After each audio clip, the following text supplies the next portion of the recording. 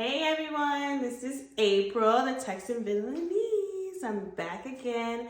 Wanted to talk to you guys a little bit more about the emotional aspect of vitiligo. We talked about it before, but I have a theory about probably one of, not even probably, like the most talented person in the world, who's ever existed, because they're not alive right now.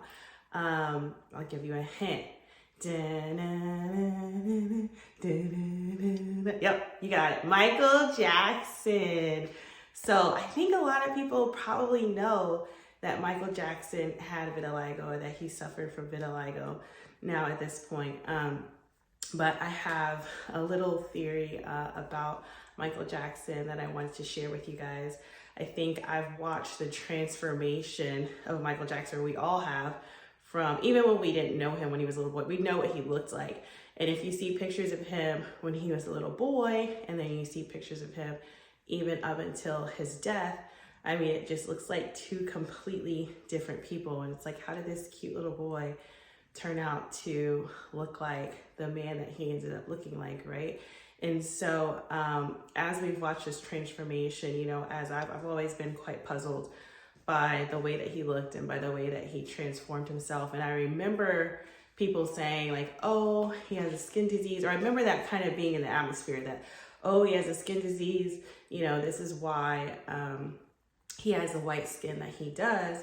And I remember kind of thinking to myself, like, what skin disease is gonna make your whole body turn white? Like, you just wanted to be white, right? Like, I think everybody felt that way. Like, Michael, you just want to be white. Stop playing. Like, you got the hair, the nose, the lips, the cheekbones. Like, you're a lost cause. I think all of us at some point, or many of us, kind of definitely felt that way. And so when I found out that I have vitiligo, I started, again, like I said, doing a bunch of research, and Michael Jackson came up again, and his skin disease, which, you know, it came to the forefront that it is vitiligo, came up, and people actually call it the Michael Jackson disease. Some people will say that, you know, oh, you have the Michael Jackson disease, or yeah, I have the Michael Jackson disease.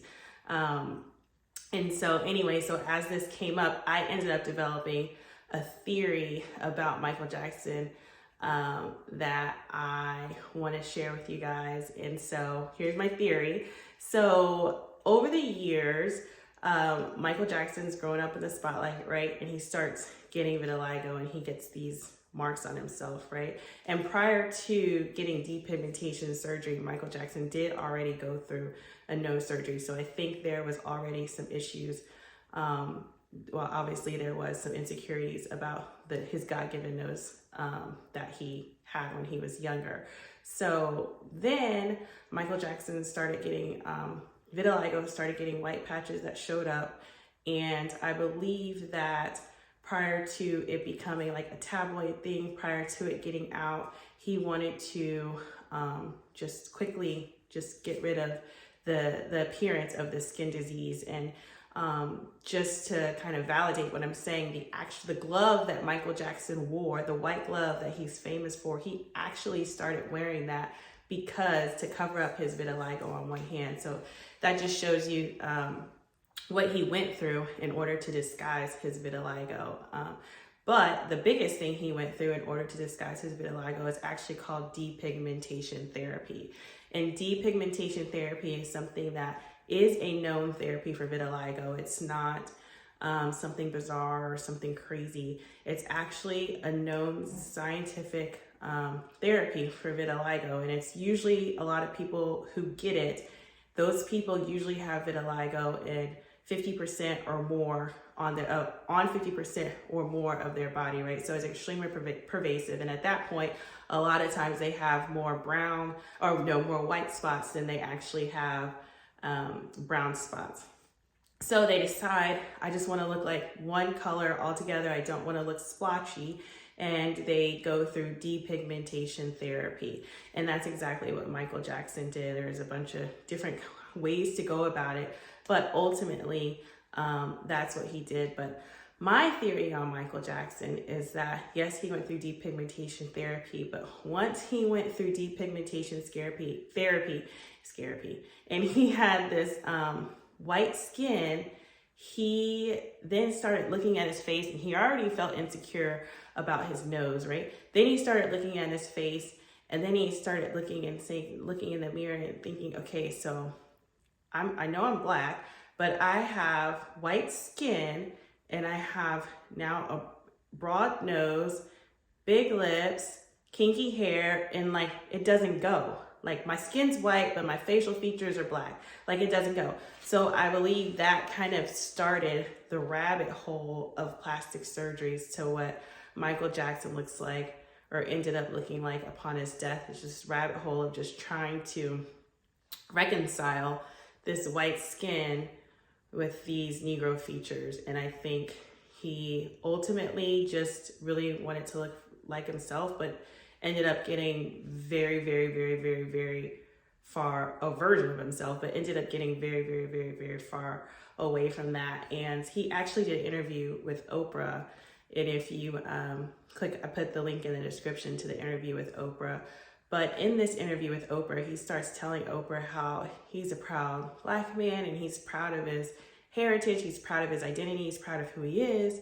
And Oprah being Oprah, right? Because she's a digger. And we were all thinking this at this point, like we're watching this man on screen. She's sitting there watching this man with his white skin, who he clearly changed his skin to white, telling us that he's proud to be a black man. Like it just didn't make sense. So Oprah's like, so tell me why your skin is white, right? You're proud, but your skin is white. Help me understand. So he proceeds to tell her that he has a skin condition and it messes with the pigmentation in his skin. And he says, it makes me very sad. And he explains just some of the different makeup techniques that he's had to do to try to blend it and everything. But you can tell when you hear Michael say this, and you guys can take a look at the video, he sounds very hurt by the skin condition that he has, right? And I think had I watched this video without knowing about the skin condition that he had, like knowing the emotional toll that it takes on you, I don't know if I would have really heard and been empathetic towards what he's expressing, right? You can clearly hear now, understanding the turmoil, the emotionally debilitating disease that it is. You can clearly hear with him saying that he's in pain, he's in distress, and this is, you know, I mean, Michael didn't want for anything, right? Like he's the king of pop, right? So somebody who's going through this physical change, and it really was hurtful for him. So anyways, I say all that to say, and I share my theory because it's like here I was looking at Michael like, oh, you look literally crazy. And now here I am, not really understanding Michael as a whole, but really feeling as though I do understand a portion of what he was going through in terms of trying to reconcile just how he looked, just trying to reconcile how he looked with just like how he felt. I don't obviously believe he wasn't happy with himself, and that obviously didn't start necessarily with vitiligo, but I do think that definitely perpetuated his insecurities for sure. So again, that's just a reminder to me for sure to just try to be more compassionate to people. Like I may look at someone and not necessarily know why they look the way they do. They may look a little crazy, they may actually be crazy, they may act crazy, but at the end of the day, sometimes we just never really understand the full picture. And when it comes to Michael, I don't think we'll really ever fully understand the full picture. Anyways, I just wanted to say thank you guys for anybody who listened to my channel last or a couple weeks ago. Really appreciate just people just wanting to understand vitiligo more and just wanting to understand me more as someone who struggles with vitiligo. I really truly believe that even if you don't have vitiligo, I think it's helpful to just know what other people may be experiencing. And I look at vitiligo a lot like postpartum depression. Like if somebody has postpartum depression before it was named or before it even became a thing, I do believe that a lot of women probably felt like, why do I feel like this? Like, am I crazy? Like, I don't want to be around my kids, or I don't, even feel like a mom, or whatever it is that they were going through. I do believe that probably was a very lonely feeling, with many women feeling like this is amazing. The height of their life is the high point of their life, and then other women feeling as though, you know, I'm miserable. And so I think prior to it being coined, postpartum depression, there was just a lot of loneliness. And then once it was finally became a term and became a mental disorder at the time that was spurred upon by pregnancy, I do believe that that gave people relief in knowing that they're not the only ones who are feeling this way. They're not the only ones who are suffering. And then once you have a name to it, once you understand that, then there can be healing. And I believe it's the same thing with vitiligo. Once you understand that the way you feel, the way that you may be at war with the way you look physically, or you may be struggling with the way you look at physically, that's not you. It's actually part of the disease of vitiligo. Is it's gonna make you feel that way, at least sometimes. And once you understand that, then there's healing on the other side. And so I can't wait to share with you guys some of the things that I do to try to keep my vitiligo at bay, both physically and emotionally. Talk to you later. Bye.